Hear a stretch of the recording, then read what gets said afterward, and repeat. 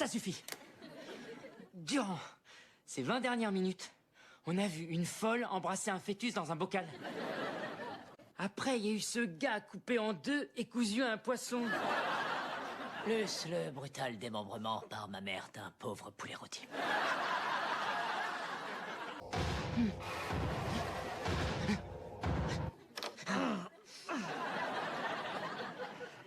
Donc que je comprenne bien, il tue le père de cette fille, il découpe le visage du mec et ensuite il le porte comme un masque pendant qu'il couche avec elle. Tout ce que je peux dire, c'est que c'est pas correct.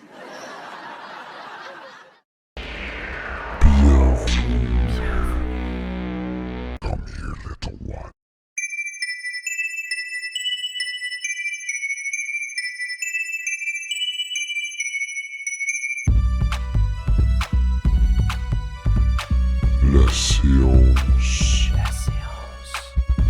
Parallèle.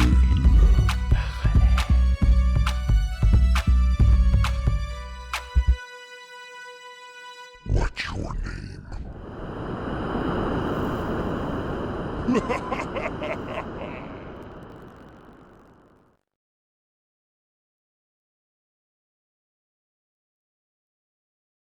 Amis savants, fans d'ésotérisme, de sorcellerie, adeptes de sympathiques et macabres voyages au cœur des plus obscures boucheries, cannibalisme, rituels sataniques, nécrophilie et torture ne vous font même pas frissonner un poil? Alors je sais ce qu'il vous faut.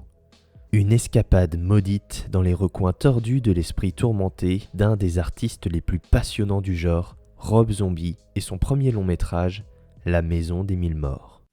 Howdy, folks. You like blood, violence, freaks of nature?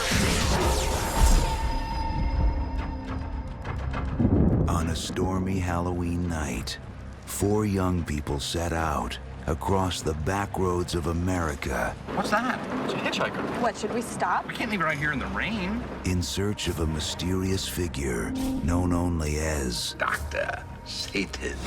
Faisons une digression à laquelle une séance de confession à l'église ne sera pas suffisante pour vous faire pardonner le péché ultime d'avoir osé visionner une telle chose. Et quelle chose! Une œuvre devenue culte, et pourtant, à l'instar du génie qui l'a confectionnée, elle fut décriée lors de sa sortie sur les écrans en 2001. La Maison des Mille Morts, ou The House of Fallen Corpus, fut imaginée par Rob Zombie. Et si vous ne connaissez pas ce gendre idéal qui ravira toutes les grand-mères habituées au Hellfest et aux tags satanistes dans les tunnels de métro, c'est ce que l'on pourrait appeler un joyeux luron. Trêve de plaisanterie, c'est sans doute l'une des personnes les plus intéressantes de ce siècle, tout simplement car c'est ce que l'on pourrait appeler un monsieur multitâche. Métalleux, compositeur et véritable bête de scène, il réalise, écrit, interprète, conçoit de A à Z jusqu'à donner un petit coup de pinceau pour montrer son talent d'illustrateur, l'histoire de rajouter la cerise sur le gâteau ou une dernière corde à son arc. Bref, vous aurez saisi, Rob Zombie est la définition même de ce que l'on pourrait appeler un artiste complet, comme le pain, on salue tout le pain complet. You think about the legend of Dr. Satan? Yeah, I can show you. Dr. Satan! Ah, Dr. Satan! what they uncovered You ain't seen nothing yet.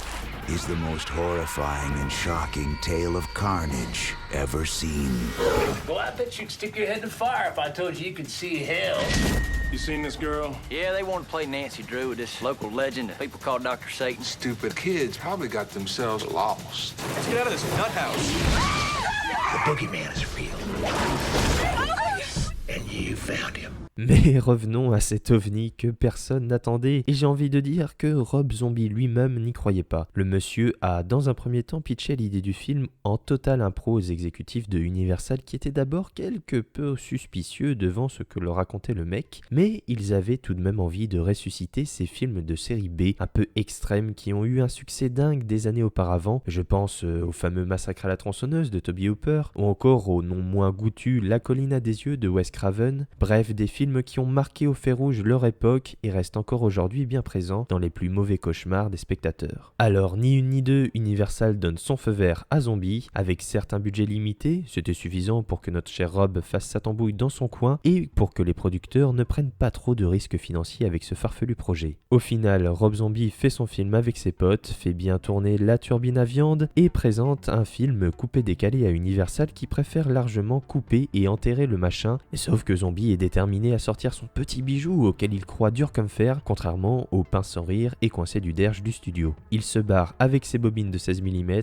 et trouve d'abord la MGM sur sa route, puis Lionsgate. Ce dernier sera finalement le distributeur du film. Et sortir un tel long métrage n'était pas évident du tout, mais alors, pas du tout. Déjà parce qu'ils ont perdu la director's cut du film. Même Zombie a révélé dans une interview des années plus tard qu'il n'avait aucune idée de l'endroit où se trouvaient les rushs complets de son film. Tant pis, reste à promouvoir le bébé. Alors pour tous les fans du bonhomme, aucun doute qu'ils se rendraient en salle pour découvrir le premier film de leur star, mais quid du grand public? Pas de star en tête d'affiche, pas de grand nom du cinéma, pas évident. Tant bien que mal, le film arrive en salle et malgré un succès mitigé et des critiques acerbes, la maison des 1000 morts arrive à rembourser son budget et fait même quelques bénéfices. Mais l'aura du film aujourd'hui, il l'a acquéri lorsqu'il est sorti en DVD, souvent piraté. Les ados adoraient se faire peur la nuit en se passant le film à tout va et en élaborant toutes sortes de théories sur le web au sujet de cet objet insaisissable. Ainsi devenu un long métrage culte pour les puristes, son anniversaire est célébré comme chaque année par ses adorateurs. Il a même eu droit à 2 suites, plus ou moins directes, The Devil's Reject et Three from Hell.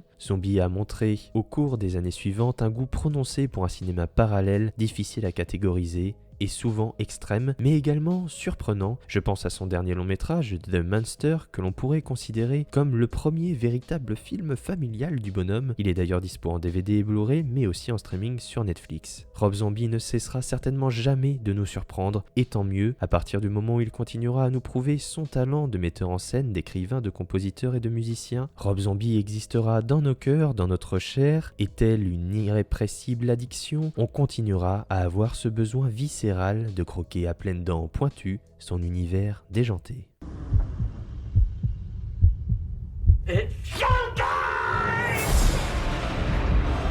Please don't kill us. From director Rob Zombie comes a journey into hell. This can't be real. This can't be real. This can't be real. House of a Thousand Corpses.